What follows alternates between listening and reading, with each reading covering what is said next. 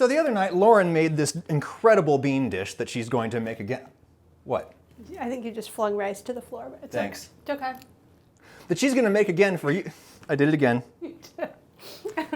That she's going to make again for you right now. And the cool thing about this that really struck us was how incredibly creamy these black-eyed peas came out. Really smooth interior texture, no grit or grain at all of the kind that sometimes puts people off beans. And what we've come to understand is, to a great extent, it's about the power of fresh beans. Beans that have been dried, sure, and they've been put into storage, but not for too long, not for a bunch of years, maybe just for a matter of months. It really makes a huge difference, so we're going to show you. You think there's cream in these, but there's not. All right, so what are you going to do? I'm going to dice up this onion. This knife is a little bit dull. Blaming it on the Ragusia chef Well, knife. I used this knife to cut a shallot yesterday. I know, I need to sharpen it. And I cried my eyes out. I think that is a perfectly good gauge of if your knife is sharp enough for a normal home use. Like if you're crying while you're cutting an onion, it's probably time to sharpen the knife. Because the ragged blade of a dull knife is going to rupture and damage a lot more cell walls in the onion as it cuts through and create more of that reaction that creates the sulfur compounds that make you cry. Gordon Ramsay would yell at me about my chopping skills, but he's not here, so. Nor do we care. Nor would he be invited. I don't know. I might like to have him over for dinner sometime. I bet when he's not on, he's probably very charming. Yes, I think that's probably true, but that's kind of like saying, I bet when Pol Pot wasn't doing genocide, he was probably a tolerable guy. I saw him running in Central Park once. I don't know, it was all matching stuff, and he had the belt with the water on it and the arm strap, and He was in the zone. he was in the zone. I would assume you don't need to get these onions totally soft at this stage, No. right? Because they're going to cook a ton more.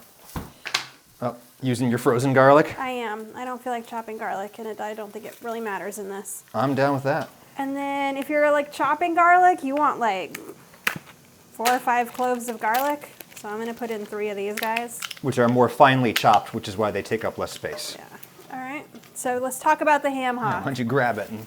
Here's my ham hock. Yes, so the secret bean flavoring ingredient of the southern United States is this thing called the ham hock. I'm not as flexible as you. Good Lord. Sorry, okay. I'll put my knee up there. The ham hock is from the lowest part of the leg right above the ankle. So basically it's a scrap that nobody really wants because it's mostly bone, just has a little bit of meat on it. And it's usually used for flavoring things. 4-ish cups of water. Pour you in there. And we may disagree, but I advocate using the least water possible as you cook beans, because you can always add more water. It's much harder to take it away. Sure. I took it away just fine the other night.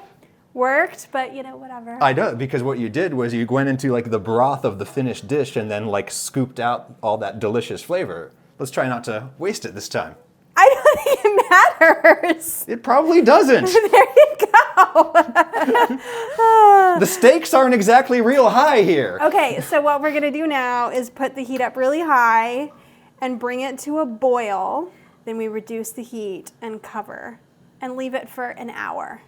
Now that we have some downtime, I'm going to make myself a cup of coffee with Trade Coffee, sponsor of this video. Lauren will not be having any because you don't like coffee, but you love how it smells? Yes, it makes the whole house smell delicious, and I wish I liked the taste, but I do not.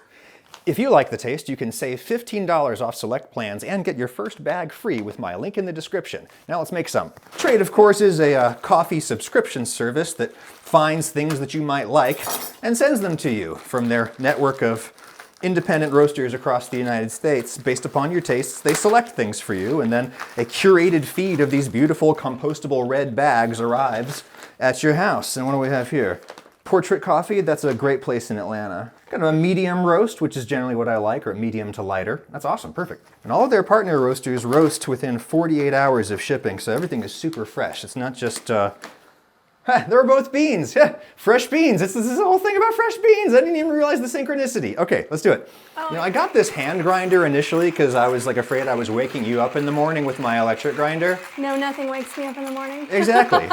And of course, Trade also offers pre-ground coffee. They have all kinds of things. You just tell them what you want, they'll send you stuff that you like. Set a timer for 7 minutes. 7 minutes starting now. Thank you. Get your own fresh beans, coffee beans that is, from Trade Coffee. You can save $15 off select plans right now with my link in the description and get your first bag for free. Thank you, Trade, for sponsoring this video. Oh yeah. All right. All right, it's been an hour of hard boiling. And we have hot ham water. Nice. You can see like I could probably smoosh it apart, but I'm gonna let it go a little longer. With the beans? Yeah, oh yeah, you leave it in. Okay. So I mean, theoretically, I guess you could just do it all together, but I think the ham hock getting a head start is nice. Plus, this was like full-on boiling, whereas with the beans, we'll do like a sub-simmer. So that was really rapid cooking. We have these lovely Rancho Gordo, super lucky 2024 black-eyed peas. Hashtag not an ad. Not an ad. But very good. Here, I went on Rancho Gordo's website and just kind of ordered things that looked good or looked pretty. So this is I cooked a cup and a half the other day. There's about a cup and a half in here. And when you're using fresh beans, you really don't need to soak. You don't actually need to soak at all if you don't want to. It just saves some time. In we go. Black-eyed peas, what most of the rest of the world I think calls cow peas.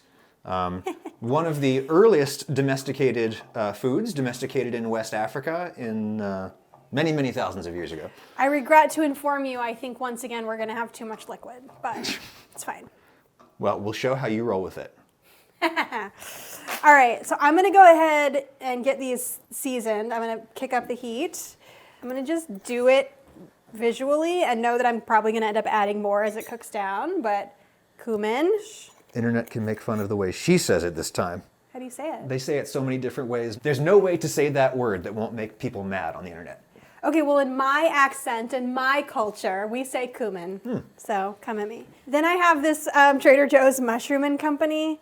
I'm going to end up putting a lot more of this in there later, I know, when I taste it, but... It's like this new category of seasoning I'm seeing on the market a lot that are kind of just umami blends. Doesn't have to be that, but like get yourself something like that. Something They're really flavorful. good. I saw a recipe that was just like, add seasoned salt. And I was like, seasoned with what? And it's up to you. So then I'm going to do some onion powder, as if there aren't enough onions in here. You want these to be very, very flavorful. And some garlic powder, crushed red pepper. I'm gonna go a little bit later because I don't want my beans to be spicy because you can add spice on the back end. And then, Love spice on my back end.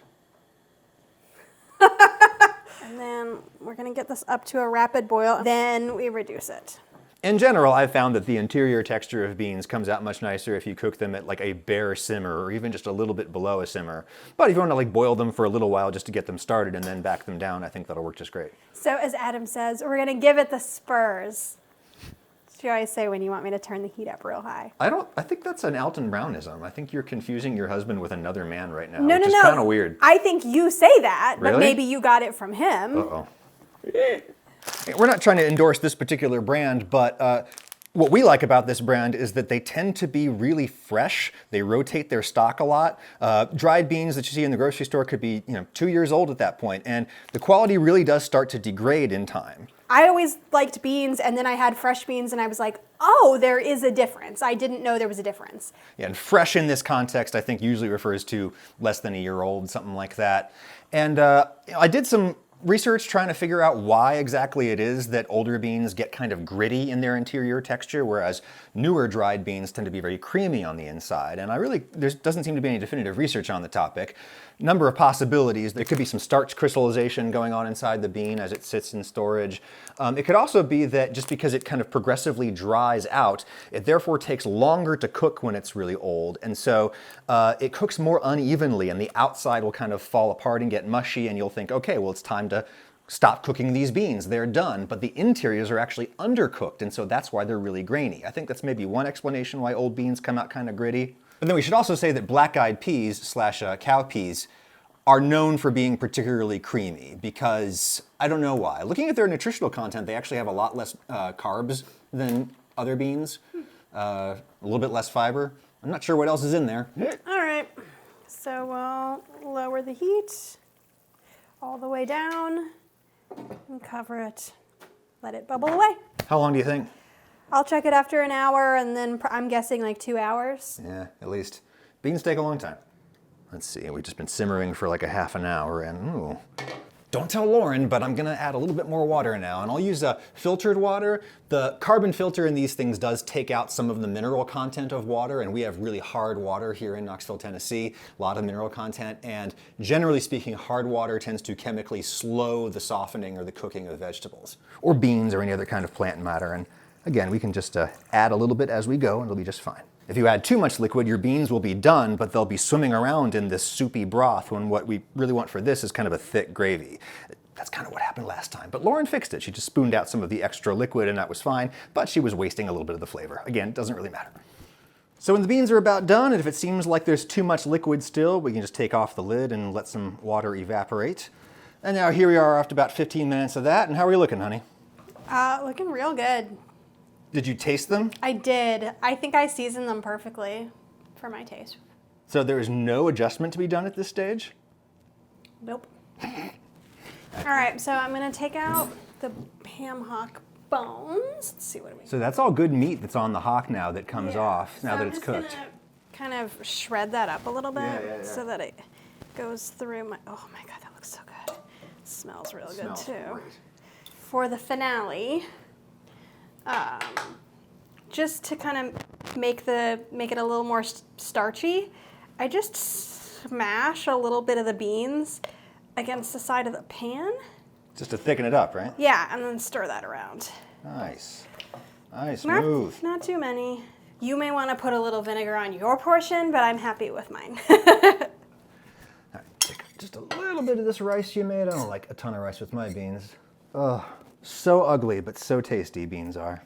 So I think people are really intimidated about cooking dried beans, but like, yeah, it's a long time, but it's all really hands-off cooking. So you just do other things and you pop in and check on it, you know, every hour or so. All you have to do is chop an onion and then dump things in a pot. Nice one.